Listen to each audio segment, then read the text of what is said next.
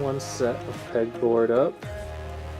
I changed my mind on the plan and I'm going to put some over here above where I'm putting the desk.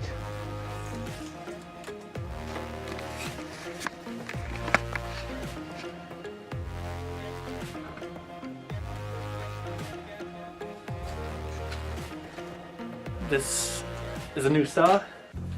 The first time I've used it, and it's pretty impressive. I like it. Especially for a gift for free. Nice. And she's still working.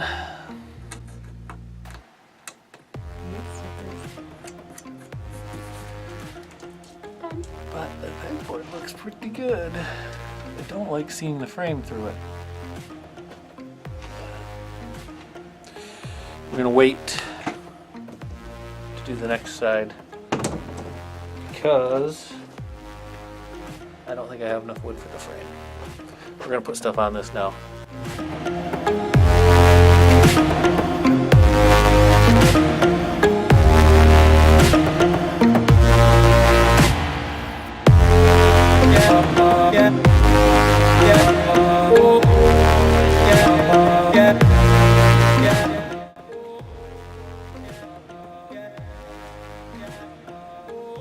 Here it is,